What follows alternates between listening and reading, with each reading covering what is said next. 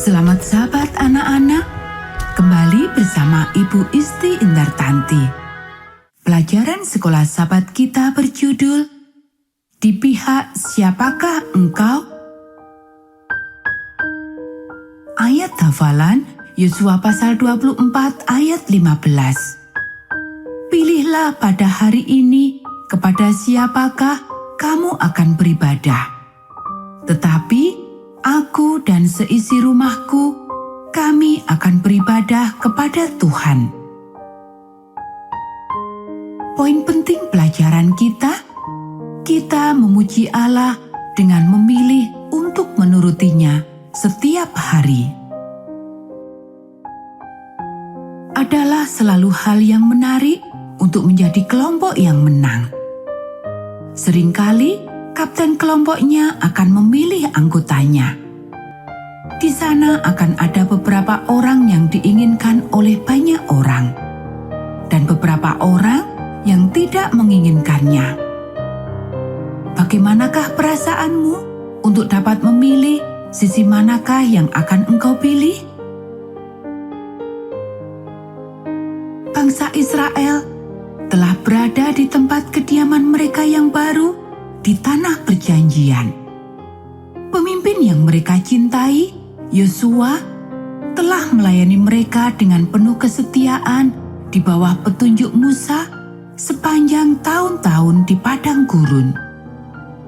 Kemudian, ia telah diberikan petunjuk dari Allah untuk menolong mereka menempati tanah yang baru itu. Yosua merupakan salah satu dari 2 orang yang dapat masuk ke tanah perjanjian dari Mesir. Sekarang, ia hampir meninggal dunia. Ia mau mengatakan sesuatu kepada orang-orang untuk terakhir kalinya. Pada hari yang telah ditentukan, orang-orang mulai berdatangan ke Sikem dari mana-mana. Dengan penuh penghormatan, mereka berkumpul, menunggu akan kata-kata terakhir dari pemimpin mereka yang berusia 110 tahun itu. Dengan perlahan, Yosua berdiri untuk berkata-kata. Suaranya dipenuhi dengan kebaikan dan wibawa. Ia mulai untuk menceritakan kepada mereka akan riwayat hidup mereka sendiri, dimulai dengan Terah, bapa dari Abraham. Dengan penuh perhatian, ia menguraikan bagaimana Allah telah memimpin dan menuntun Abraham dan keturunannya sampai pada hari itu. Ketika Yosua mulai menceritakan kejadian selama masa keluarnya dari Mesir, terdapat keheningan di seluruh orang banyak itu. Ini adalah cerita yang mereka pernah dengar dari orang tua dan kakek nenek mereka. Itu adalah cerita yang dijalani oleh Yosua sendiri. Satu demi satu, ia mengingatkan mereka akan hari-hari di mana Allah menuntun mereka. Tetapi ia juga mengingatkan mereka akan saat-saat di mana mereka dan orang tua mereka bersungut-sungut, mengeluh, dan dengan jelas memberontak melawan petunjuk sederhana Allah. Akhirnya, Yosua mengingatkan mereka bahwa sekarang mereka tinggal di kota-kota yang mana mereka tidak membangunnya. Mereka makan buah zaitun dan anggur dari hutan dan dari kebun anggur yang tidak mereka tanam.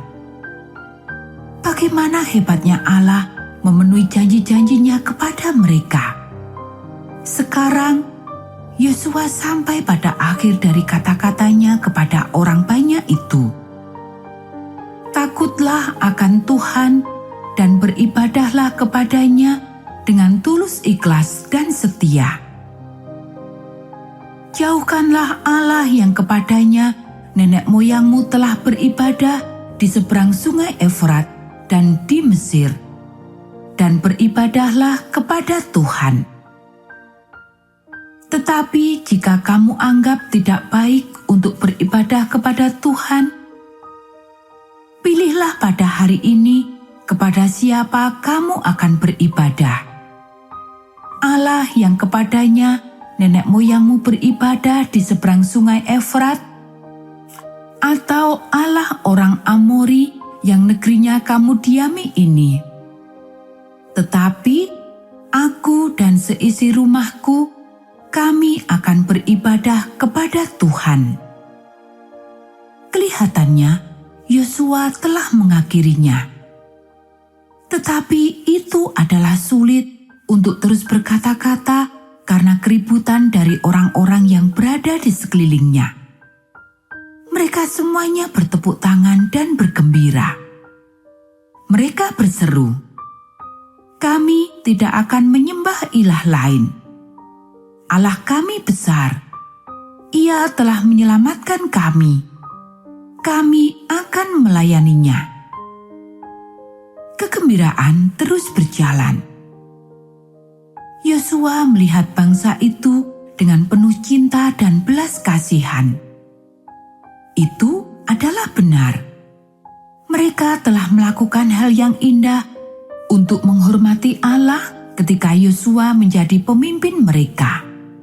Tetapi sekarang, ketika ia akan meninggalkan mereka, ia sangat memperhatikannya. Itu adalah mudah bagi orang-orang untuk mengatakan bahwa mereka akan menghormati dan menuruti Allah.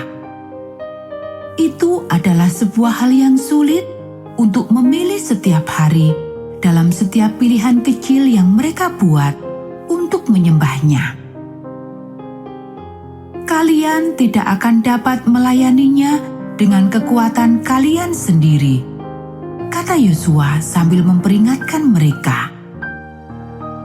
Tetapi kami dapat. Semua orang banyak itu kembali berseru. Kalian adalah saksi dari janji kalian sendiri, kata Yosua dengan sedikit rasa sedih. Ya, orang banyak itu meyakinkannya. Kami adalah saksinya. Baiklah, jawab Yosua.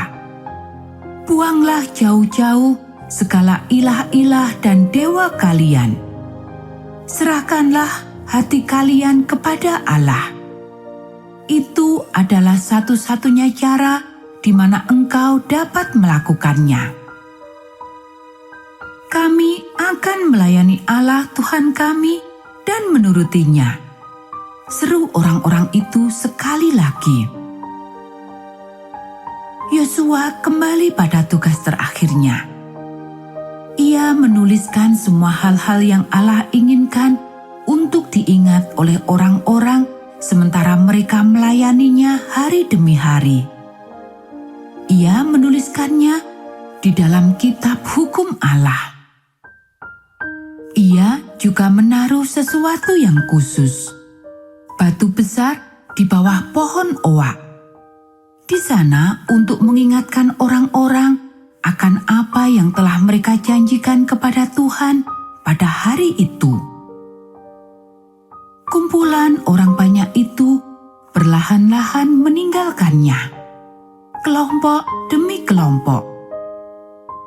Itu menjadi suatu hari yang serius, suatu hari yang menyedihkan, tetapi suatu hari untuk memperbarui janji kepada Tuhan.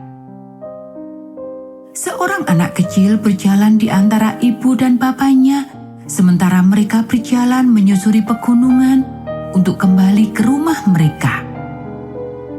Dewa apakah yang diminta Yosua agar kita jauhkan, ayah? Tanya anak kecil itu.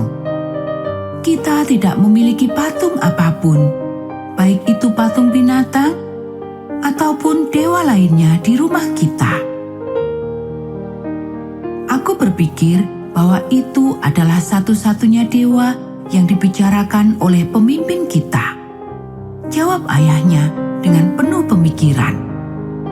Aku percaya bahwa ia membicarakan tentang hal apapun yang menjauhkan kita dari memilih Allah sebagai yang pertama dan utama dalam kehidupan sehari-hari. Ya, aku juga menebak hal yang sama, kata anak itu dengan nada setuju. Mungkin itu yang dimaksudkannya.